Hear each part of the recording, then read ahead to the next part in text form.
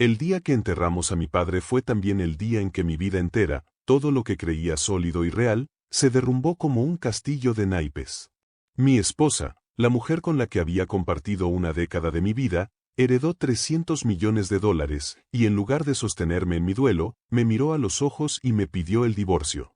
Pero lo que descubrí después, en la soledad de mi dolor, fue una traición tan brutal, tan calculada, que juré por la memoria de mi padre que jamás volvería a dejar que me pisotearan.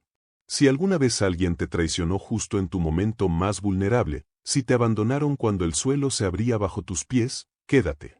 Porque esta historia demuestra que la justicia, a veces, no llega de la mano de un juez, sino de la forma más inesperada y públicamente devastadora. Dale like, suscríbete y comenta. ¿Alguna vez alguien te abandonó justo cuando más lo necesitabas? Me llamo Eduardo Molina, tengo 41 años, y lo que voy a contarles no es solo una traición, es la crónica de cómo descubrí que el dinero no solo corrompe, sino que revela los monstruos que se esconden detrás de las sonrisas más dulces y los votos matrimoniales. Mi padre, don Ernesto Molina, había sido un roble. Un empresario textil de la vieja escuela que levantó un imperio desde la nada, con sudor, instinto y una honestidad inquebrantable. Para mí, era más que un padre, era mi mentor, mi héroe. Cuando un cáncer agresivo finalmente lo venció, la tristeza que nos golpeó fue como un tsunami que arrasó con todo. La familia se reunió para despedirlo, y yo, en mi ingenua ceguera, esperaba que en ese dolor compartido, al menos, estaríamos unidos. Antes del funeral, durante los últimos meses de su enfermedad, pasé incontables horas a su lado. Veía cómo su fuerza se desvanecía, pero su mente seguía lúcida. En esos momentos, mi esposa Mariana se mostraba como la nuera perfecta. Le leía, le ajustaba las almohadas, le sonreía con una ternura que parecía genuina. Yo la admiraba, pensando en la suerte que tenía de tenerla. Sin embargo, había algo que me inquietaba.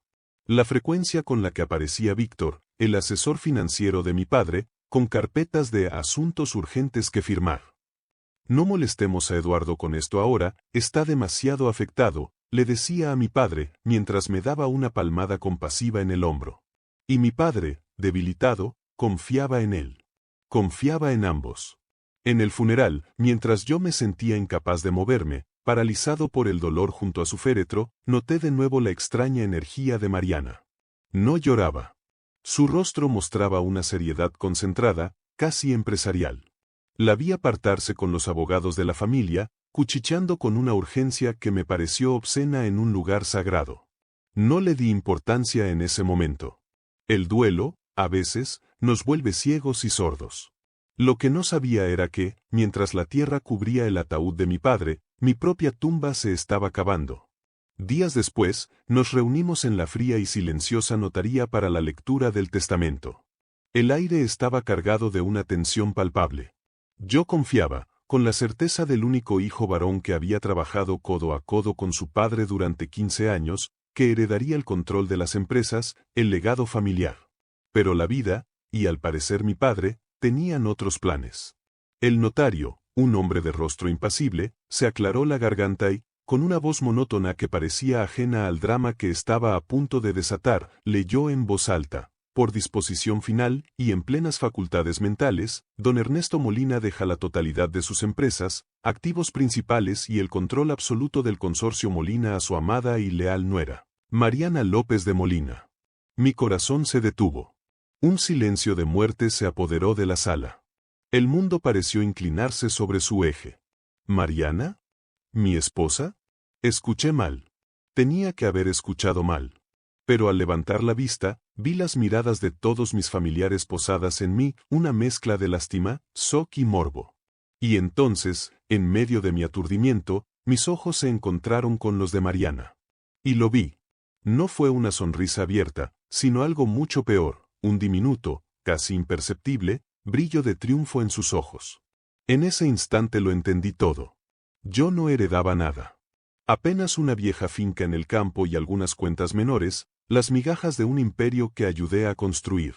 Esa misma noche, al llegar a la casa que ahora legalmente le pertenecía a ella, Mariana esperó a que cerrara la puerta y me pidió que habláramos.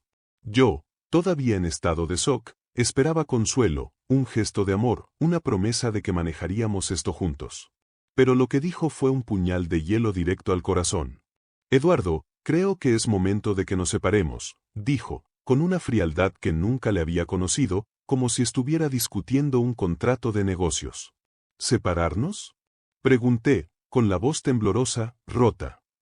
Acabas de heredar $300 millones y quieres divorciarte en la misma semana en que enterré a mi padre?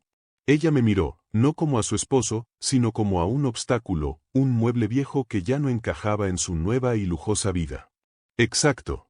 Fui una buena esposa para ti y una nuera devota para tu padre. Mi deber ha terminado.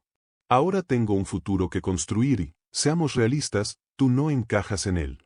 Tienes la finca, estarás bien. Las palabras me golpearon con más fuerza que la noticia de la muerte de mi padre. Me había convertido en un extraño en mi propia vida, despojado de mi padre, de mi herencia y de mi esposa en menos de una semana. Los días y las semanas que siguieron fueron un descenso a la más profunda oscuridad. Me exilié en la finca que me había tocado, un lugar polvoriento y lleno de los fantasmas de mi infancia. No podía dormir. El dolor del duelo se mezclaba con una furia silenciosa y corrosiva. ¿Cómo pude ser tan ciego? Cada sonrisa de Mariana, cada promesa de amor eterno, cada gesto de apoyo, ahora se revelaba como parte de una actuación magistral. Nunca me amó. Solo me usó como un puente para llegar a la fortuna de mi padre. El dinero no la había cambiado, simplemente había revelado su verdadero rostro. Pero entonces, entre las lágrimas y la rabia, en la soledad de esa vieja casa, nació una chispa. Una idea fría y afilada que poco a poco se convirtió en una determinación de acero. Si me habían traicionado de una forma tan vil, yo no me quedaría de brazos cruzados.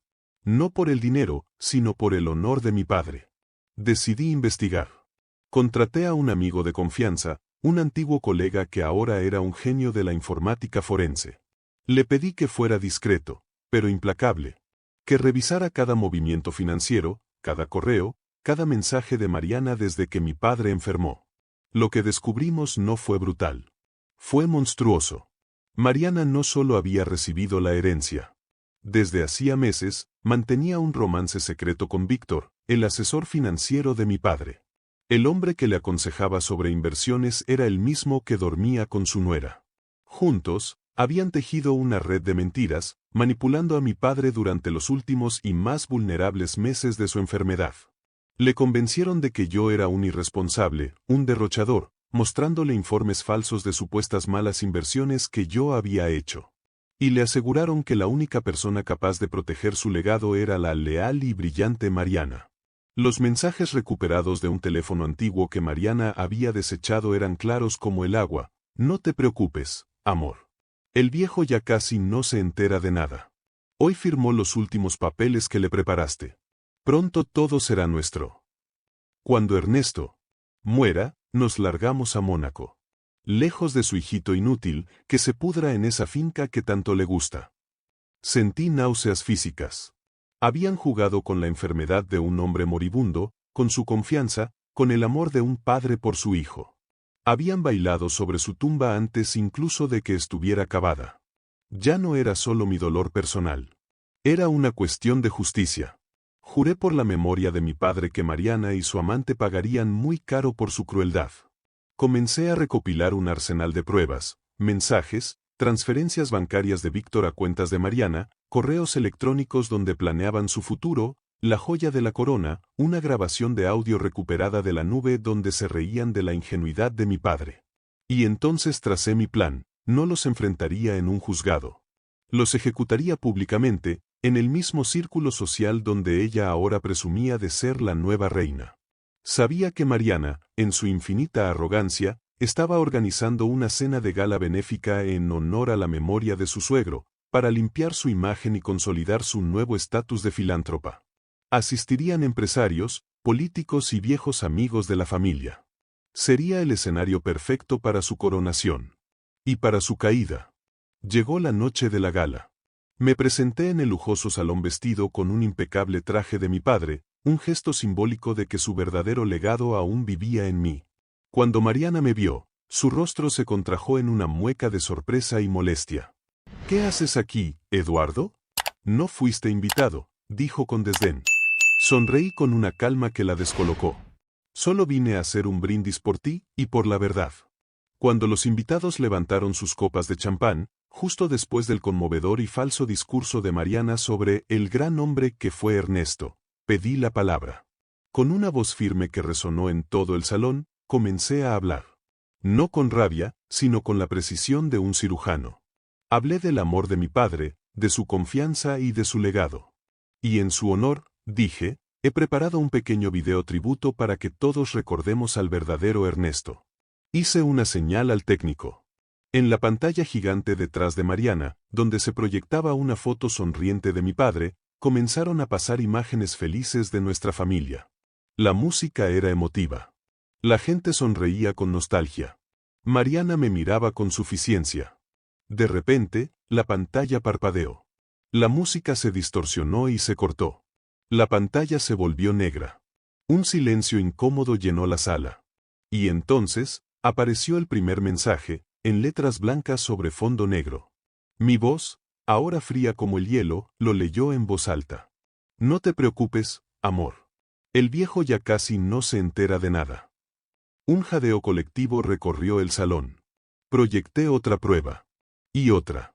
Una transferencia bancaria de Víctor a una cuenta secreta de Mariana. Y entonces, la grabación de audio. Sus voces, riéndose, planeando su futuro, burlándose de mi padre moribundo, llenaron el salón. Además, continué, mientras el caos comenzaba a estallar, estas pruebas fueron presentadas esta tarde a la Junta Directiva de Empresas Molina. La Junta ha votado unánimemente para destituir a Mariana de su cargo y ha iniciado una investigación por fraude. Todos los activos, incluyendo los fondos de esta gala benéfica, han sido congelados. Víctor intentó escabullirse, pero 2 guardias de seguridad que yo había contratado le bloquearon el paso. Mariana, pálida como un fantasma, se derrumbó en su silla, balbuceando excusas incoherentes. Y un último detalle, dije, dando el golpe de gracia. Mi padre, en su testamento original, antes de ser manipulado, incluyó una cláusula: cualquier intento de fraude anularía por completo la herencia del perpetrador. La demanda para invalidar este testamento falso ya está en curso. No solo has perdido el control, Mariana. Lo vas a perder todo. La humillación fue pública, total y devastadora. Mariana, que horas antes se pavoneaba como una reina, quedó reducida a una estafadora, a una sombra temblorosa frente a todo su mundo. Los mismos que la adulaban ahora le daban la espalda, alejándose de ella como si tuviera la peste. Yo, en cambio, me erguí, sereno, y concluí mi brindis. Mi padre siempre decía que la verdad, tarde o temprano, siempre sale a la luz. Y hoy, señores, la luz lo ilumina todo. Por mi padre. Los aplausos estallaron. No por mí, sino por la justicia que, de una forma brutal, acababa de cumplirse. Semanas después, con las pruebas que presenté, la justicia actuó. Víctor fue arrestado. Y Mariana, con sus cuentas congeladas y su reputación destruida, lo perdió absolutamente todo. Yo, aunque aún no he recuperado el dinero, recuperé algo infinitamente más valioso: mi dignidad, mi paz y el honor de la memoria de mi padre. En la finca, mirando el amanecer, sentí por fin que el ciclo se cerraba. Mi padre se había ido, sí, pero yo había honrado su legado al no permitir que su vida de esfuerzo quedara manchada por la codicia de una mujer sin escrúpulos. La imagen de Mariana, desplomándose frente a todos, suplicando con la mirada mientras sus amigos la abandonaban, fue mi verdadera venganza. No necesité levantar un solo dedo. La verdad y la justicia, proyectadas en una pantalla, fueron suficientes para destruirla por completo. Aprendí de la manera más dura que la traición más dolorosa puede venir de la persona que duerme a tu lado. Pero también aprendí que el dinero puede comprarte lujos y aduladores, pero jamás podrá comprarte respeto ni lealtad. Y que cuando todo se derrumba, lo único que realmente te queda, lo único que nadie te puede quitar, es tu dignidad. ¿Alguna vez alguien te traicionó por dinero? Cuéntamelo en los comentarios. Y no olvides suscribirte para más historias donde la justicia poética se cumple de la manera más brutal e inesperada.